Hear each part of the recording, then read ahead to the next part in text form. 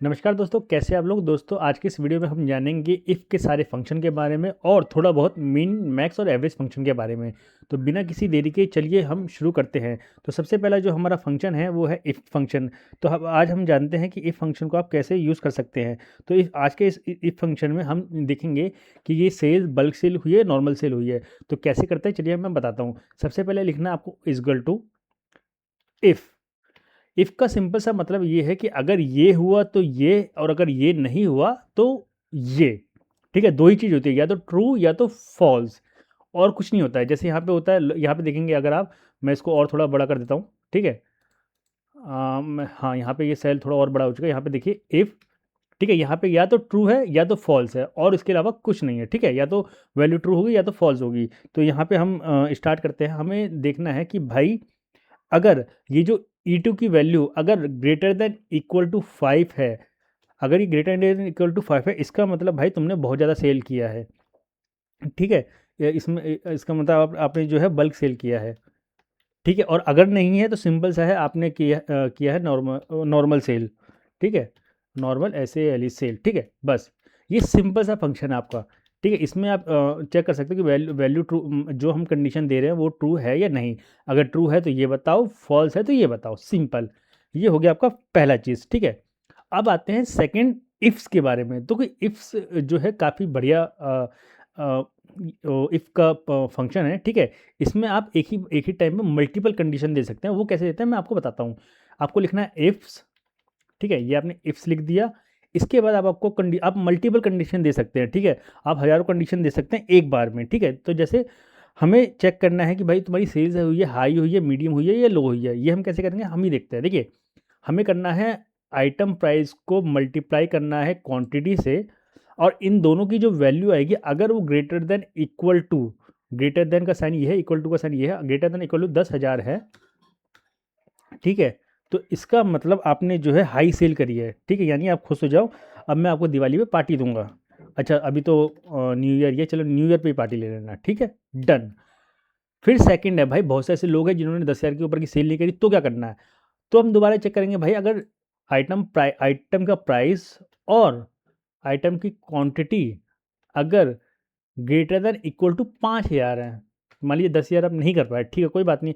अगर आपने 5,000 से भी ऊपर कर दिया तो हम उसको कह लेंगे medium, MEDIUM, medium SALE sale. ठीक है, लेकिन अब बहुत से ऐसे लोग होंगे जो भाई 5,000 से भी कम कर रहे होंगे सेल, है ना।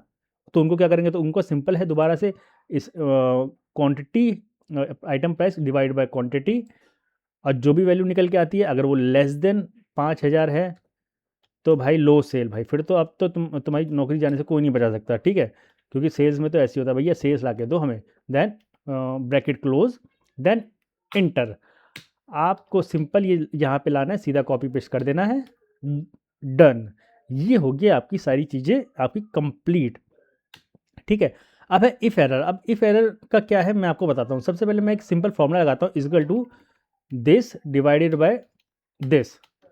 ठीक है, ये मैंने एक फार्मूला लगा दिया। तो बोलेंगे आप इस फार्मूला में इफ एरर का क्या क्या रूज है और क्या क्या यूज़ है, अभी मैं दिखाता हूँ। मान लीजिए जो डिवाइड होता है वो सिर्फ नंबर टू नंबर होता है ना। अगर मैं यहाँ पे वर्ड डालूंगा तो नंबर टू नंबर ये डिवाइड होगा नहीं। यहाँ पे ये एरर आ गया, यहाँ पे ये वैल्यू एरर आ गया। तो इसके लिए मुझे क्या करना है, मुझे लिखना है इफ एरर। ठीक है, अगर वैल्यू ठीक है, अगर ये वैल्यू अगर ठीक है तो कुछ नहीं, लेकिन अगर एरर है तो भाई please check data, that's it. तो मुझे ये चेक करना, अगर मेरी वैल्यू में अगर एरर है तो मैं कस्टमर को बता रहा हूँ कि कृपया आप अपना डेटा चेक करिए, क्योंकि हमारा फॉर्मूला तो ठीक है बट आपका डेटा गलत है। ठीक है, अब हम आते हैं इफ़ एन पे। तो इफ़ एन भी जैसे आपने बता रखा है, जैसे मैंने दिखा रखा है, बड़ा सिंपल है। बस हमें किसी भी सेल को एन करना है, ताकि जब ये रिजल्ट बढ़िया देगा। हमने इस वाले सेल को एन कर दिया। तो सिंपल सा है कि अगर वो वैल्यू एन है तभी आप कुछ कंडीशन, तभी आप कुछ चीज़ें बता सकते हो। ठीक है, जैसे मैं लिखता हूँ इफ़ एन, अगर ये वाला सेल एन है तो मुझे लिख के दे दो चेक। अगर एन नहीं है तो मुझे डेटा दे दो, ख़त्म। बस, अब तो भाई एन नहीं है तो भाई मुझे इसने चिंटू का नाम दे दिया। अगर एरे होगा तो बोलेगा भाई चेक कर लो।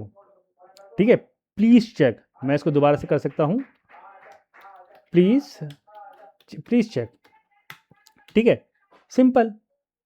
यानी मुझे चेक करना है कि भाई NA है तो भाई प्लीज़ चेक बता दो, अगर नहीं है तो बस सिंपल नाम दे दो, मुझे और कुछ चाहिए नहीं, ठीक है। अब आता है क्वेश्चन कि भाई मुझे चेक करना है कि मिनिमम, मैक्सिमम और एवरेज वैल्यू क्या है, ठीक है।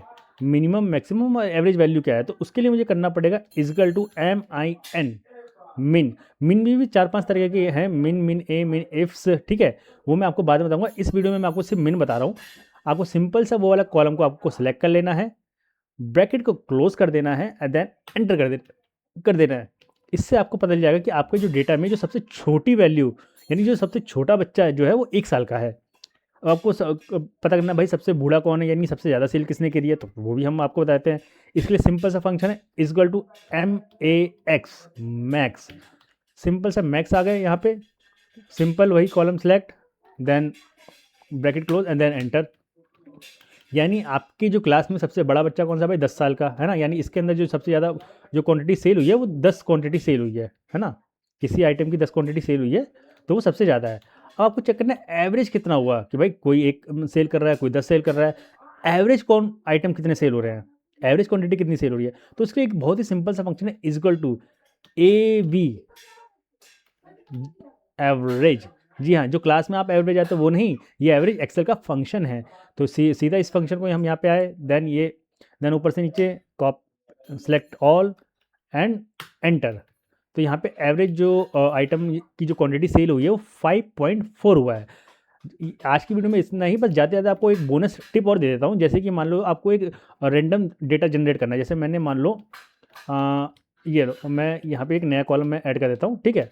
अब आप बोल रहे हो कि भाई आरिफ भाई एक रैंडम डेटा मुझे जनरेट करके दो, तो इसके लिए आपको सिंपल सीखना, पूरा आपको सेलेक्ट करना है यहाँ तक इक्वल टू रैंड, ठीक है, रैंड बिटवीन। और आपको बॉटम वैल्यू देनी है, यानी सबसे छोटी वैल्यू क्या होनी चाहिए भाई, सबसे छोटी वैल्यू हो 10, 1, और सबसे बड़ी वैल्यू भाई 100, सीधा। और आपको यहाँ पे सीधा आपने कर दिया, आपने ब्रैकेट खोल दिया, अब करना आपको कंट्रोल शिफ्ट एंटर, ठीक है। तो यहाँ पे जो है नंबर जो है ऑटोमेटिक जो है चेंज होता रहेगा, ठीक है। अभी ये दोबारा से मैं दिखा देता हूँ आपको, लिखना है रैंड, RAN बिटवीन, ओके। आपको लिखना है 1 equal to rand between, okay, 1 and then 1000, then आपने क्लोज कर दिया।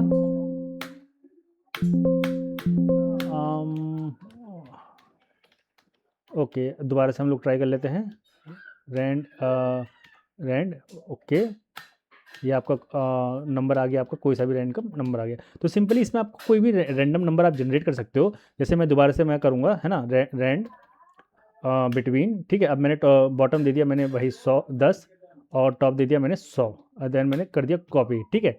यस, मैंने यहाँ सीधा एंटर कर दिया, यहाँ पे मैंने पेस्ट कर दिया। तो यहाँ पे आपका रैंडम नंबर जनरेट कर देगा जो आप ऊपर बॉटम और टॉप दोगे उसके बीच में, ठीक है। तो आज की इस वीडियो में इतना ही। Thank you so much, have a nice.